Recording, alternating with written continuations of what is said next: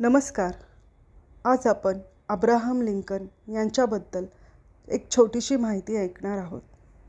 Abraham Lincoln यांचा जन्म February 12 इसवी सन 1809 रोजी केंटकी राज्यातील हार्डिन काउंटीमधील सिकिंग स्प्रिंग फार्मवरील एका खोलीच्या लाकडी खोपट्यात झाला. हा भाग त्या काळात अमेरिकन सरहद्दीवर मानला जात असे. त्यांचे नाव त्यांच्या आजोबांवरून ठेवण्यात आले होते. त्यांचे वडील थॉमस लिंकन व आई नॅन्सी हँक्स हे दोघेही निरक्षर शेतकरी होते. जरी नंतरच्या काळात लिंकनच्या लहानपणाच्या गरिबीचे व कठीण परिस्थितीचे बरेच वर्णन झाले, तरी वस्तुतः त्यांचे वडील ते त्या भागातील श्रीमंत नागरिक होते. त्यांनी 348 एकराचा सिकिंग स्प्रिंग फार्म डिसेंबर 1808 मध्ये $200 विकत घेतला होता. आता ही जागा एक राष्ट्रीय स्मारक म्हणून जतन केली गेली आहे. त्यांचे वडील मुख्य बाप्टिस्ट चर्चमधून गुलामगिरीला असलेल्या विरोधामुळे वेगळे झालेल्या अशा एका बाप्टिस्ट चर्चचे सदस्य होते. त्यामुळे अब्राहम लिंकनला लहानपणापासूनच गुलामगिरीच्या विरोधाचे बाळकडू मिळाले होते. ते स्वतः मात्र वडिलांचा अथवा इतर कोणत्याच चर्चचा सदस्य झाले नाहीत. जमिनीच्या वादामुळे लिंकन कुटुंबाला त्यांच्या जमिनीवरून हलावे लागले. त्यांनी इसवी सन 1811 साली जवळच नॉब क्रीक येथे 30 एकर जमीन भाडेपट्टीवर घेतली व तेथे बस्तान हलवले. ही जमीन त्या भागातील उत्तम जमिनींपैकी एक होती. या काळात लिंकनचे वडील हे एक सन्मान्य नागरिक व यशस्वी शेतकरी व सुतार होते. पुढे इसवी सन 1815 साली जमिनी संदर्भातील आणखी एका वादामुळे लिंकन कुटुंबाला या जमिनीवरूनही हलावे लागले.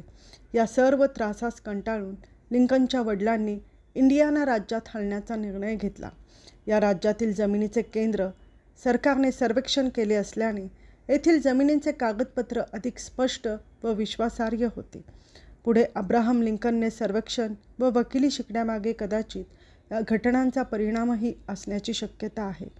अखेर इसवी सन 1816 साली लिंकन 7 वर्षाचे असताना त्याचे कुटुंब इंडियानामधील स्पेन्सर काउंटी येथे हल्ले.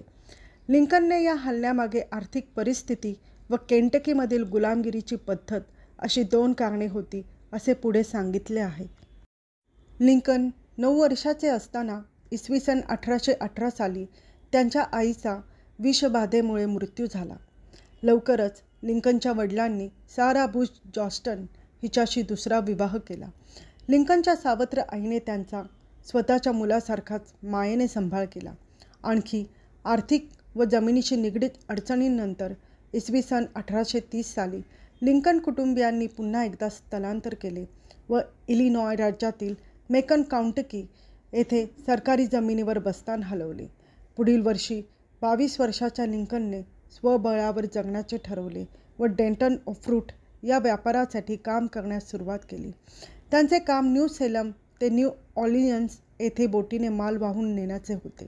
असे मानले जाते की या काळात त्यांनी ऑर्लियन्स येथे गुलामांचा लिलाव पाहिला व ही घटना त्यांच्या मनात आयुष्यभर घर करून राहिली. त्यांचे शालेय शिक्षण केवळ 18 महिने विविध शाळांमध्ये फिरत्या शिक्षकांकडून झाले, परंतु हातात पडेल ते पुस्तक वाचण्याच्या सवयीमुळे त्यांचे स्वतःच बरेच शिक्षण झाले. बायबल, शेक्सपियरचे लेखन व इंग्लिश आणि अमेरिकन इतिहासाचा त्यांनी खोलवर अभ्यास केला. याच काळात त्यांनी अतिशय साधी अशी वक्तृत्व शैली कमावली. या भाषाशैलीमुळे अवघड भाषेतील भाषणे ऐकण्याची सवय असलेल्या श्रोत्यांना सुखद आश्चर्याचा धक्का बसत असे. खाण्यापिण्याकरिता देखील प्राणी मारण्याची कल्पना त्यांना पसंत नसल्याने त्यांनी शिकार व मासेमारी यातही कधी रस घेतला नाही. त्यांची शरीरयष्टी मजबूत व उंची भरपूर असून ते उत्तम दर्जाचा लाकूड तोड्या व कुस्तीगीर होते. लिंकनने त्यांच्या राजकीय जीवनाचा प्रारंभ इसवी सन 1830 साली इलिनॉयच्या विधिमंडळाची निवडणूक लढवून केला. यावेळी त्यांचे वय 23 वर्षाचे होते. याच काळात त्यांनी इलिनॉयच्या सैन्यदलातही कॅप्टन म्हणून सेवा केली. या काळात त्यांना युद्धास मात्र सामोरे जावे लागले नाही. याच काळात त्यांनी बरेच लहान व्यवसाय करण्याचे अयशस्वी प्रयत्न देखील केले. त्यांनी दारू विकण्याचा परवाना घेऊन विस्की विकली. याच काळात त्यांनी सर विल्यम ब्लॅकस्टोनच्या इंग्लिश कायद्यावरील भाष्य या 4 खंडाच्या पुस्तकातील दुसरा खंड वाचला. या पुस्तकाने प्रभावित होऊन त्यांनी स्वतःच कायद्याचे शिक्षण घेतले. यानंतर 1837 त्यांना इलिनॉय राज्यात वकिली करण्याची परवानगी मिळाली. याच वर्षी त्यांनी आपले बस्तान याच राज्यातील स्प्रिंगफील्ड गावी हलवले व स्टीफन टी लोगन यांच्याबरोबर वकिलीच्या व्यवसायास सुरुवात केली. लवकरच ते या राज्यातील प्रतिष्ठित व यशस्वी वकिलांपैकी एक बनले व त्यांची आर्थिक परिस्थिती देखील सुधारली. अब्राहम लिंकनने इसवी सन 1834 पासून इलिनॉय राज्याच्या विधिमंडळात प्रतिनिधी म्हणून काम केले. याच काळामध्ये ते व्हिग पक्षाच्या सभागृहातील नेता म्हणूनही काम केले. त्यांनी इसवी सन 1837 गुलामगिरीच्या प्रथेच्या विधिमंडळात पहिला निषेध केला. यावेळी त्यांनी या प्रथेस अन्यायकारक व चुकीचे धोरण असे म्हटले. लिंकनने इसवी सन 1841 साली विल्यम हर्नडॉन या व्हिग पक्षाच्या सदस्याबरोबर वकिलीच्या व्यवसायास सुरुवात केली.